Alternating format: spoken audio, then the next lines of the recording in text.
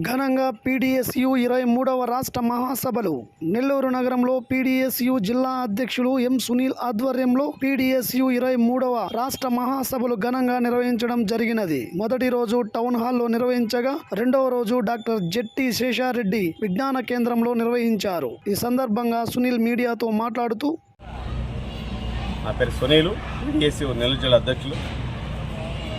PDSU రాష్ట్ర మహాసభలు 15-16 తేదీల్లో నెల్లూరులో నగరంలో జరుగుతున్నాయి. ఎందుకోసం అంటే ఈరోజు రాష్ట్రంలో కానీ దేశంలో కానీ విద్య వైద్యం అనేది ప్రైవేటు కార్పొరేట్ చేతుల శక్తులు మిగిలిపోయింది. అదేవిధంగా ఈరోజు పీడీఎస్ ఏర్పడి 50 సంవత్సరాలు అవుతున్నా ఈ పీడీఎస్ 50 సంవత్సరాల చరిత్రలో ఈరోజు విద్యార్థుల సమస్యల మీద సమస్యల్లో పోరాటం చేస్తూ ఉంది. ఎందుకోసం అంటే ఈరోజు భారతదేశంలో పుట్టిన ప్రతి విద్యార్థి విద్యను కొనుక్కోవాల్సిన పరిస్థితి ఏర్పడింది. ఈ దేశంలో నరేంద్ర మోడీ ప్రభుత్వం వచ్చిన తర్వాత ఈ దేశంలో నిరుద్యోగుల సమస్య పరిష్కరిస్తాను, చదువుకున్న ప్రతి విద్యార్థికి ఉద్యోగం ఇస్తానని చెప్పి హామీ ఇచ్చింది. కనీసం ఈరోజు మోడీ ప్రభుత్వం వచ్చిన తర్వాత నిరుద్యోగ సమస్య పెరిగింది తప్ప ఉద్యోగం రాలేదు. అదేవిధంగా ఈరోజు విద్యార్థి చదువుకోవాలంటే అంగట్లో సరిలాగా విద్య కొనుక్కోవాల్సిన పరిస్థితి ఏర్పడింది. ఈరోజు రాష్ట్రంలో వచ్చిన జగన్మోహన్ రెడ్డి మొత్తం పాఠశాలకు అనేక రకాలైనటువంటి విద్యకు ఈరోజు బొమ్మలు వేశారు తప్ప కనీసం అక్కడ పోస్టులేమీ పరిష్కరించలేం. అందువల్ల ఇప్పటికే అనేక రకాలైన టీచర్ పోస్టుల ఖాళీలు ఉన్నాయి, అనేక సంక్షేమ హాస్టల్లో ఖాళీలు ఉన్నాయి. అవన్నీ కూడా భర్తీ చేయాలని చెప్పి మేము పీడీఎస్గా డిమాండ్ చేస్తున్నాం.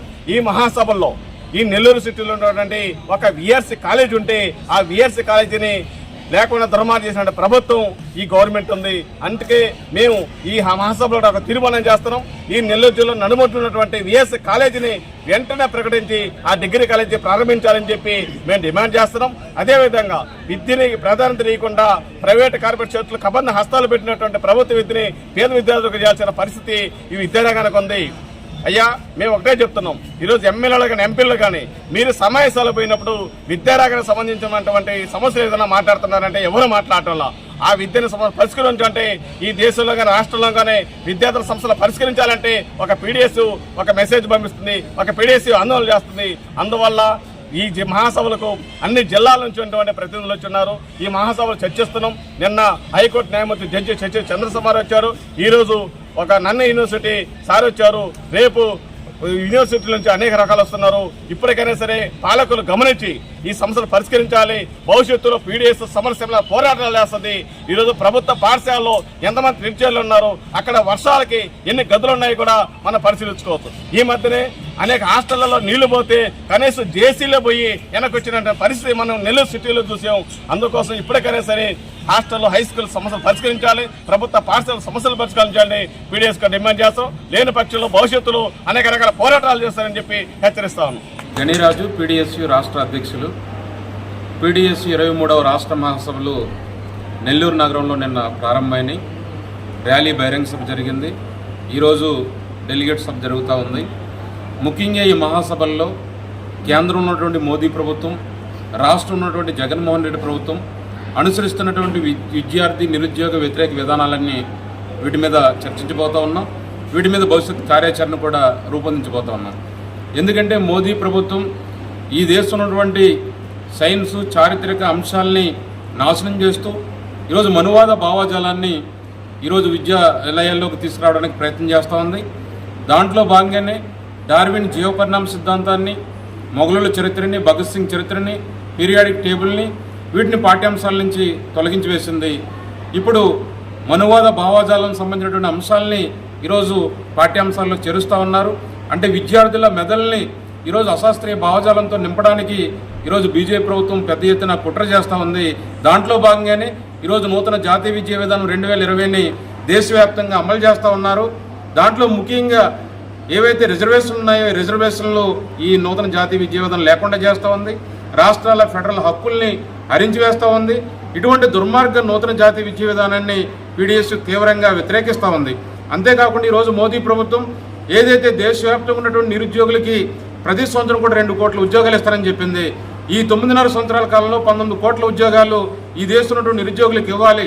కానీ ఇవ్వకుండా ఈరోజు ప్రభుత్వ రంగ సంస్థల్ని దాదాపు 140 కోట్ల ప్రజల ఆస్తుల్ని ఈరోజు రైల్వేలు కావచ్చు, బ్యాంకులు కావచ్చు, ఎల్ఐసి కావచ్చు, విమానాశ్రయాలు, ఓడరేవులు వీటన్నిటిని ఈరోజు ప్రైవేటు పరం చేయడానికి పెద్ద ఎత్తున పూనుకుంటా ఉంది.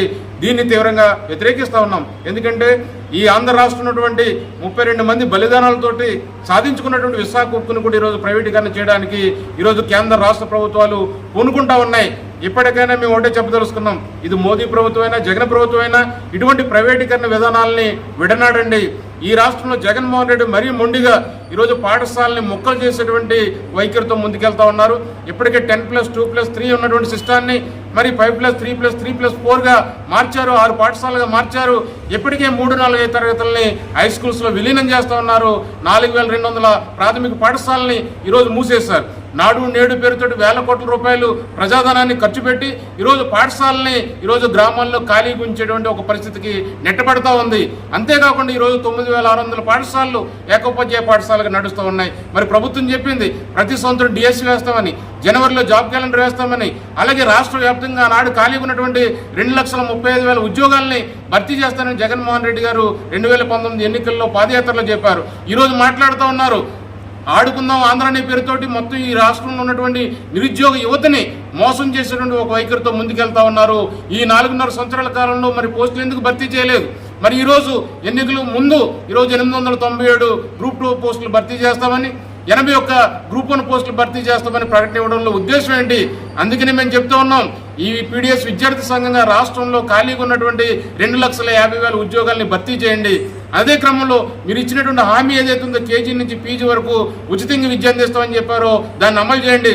మరీ ముఖ్యంగా SC, ST, BC, EBC minority విద్యార్థులకి ఈరోజు పోస్ట్ గ్రాడ్యుయేషన్ విద్యకు దూరమయ్యే విధంగా 77 జీవో తెచ్చారు. దీనివల్ల రాష్ట్ర వ్యాప్తంగా 75,000 మంది పేద విద్యార్థులు ఉన్నత విద్యకు దూరం అవుతా ఉన్నారు. ఇప్పటికైనా 77 జీవోని రద్దు చేయండి. ఈ విధంగా విద్యారంగ సమస్యలన్నీ కూడా పరిష్కారం చేయండి అని ఈరోజు రాష్ట్ర ప్రభుత్వాన్ని మేము డిమాండ్ చేస్తా ఉన్నాం. అవే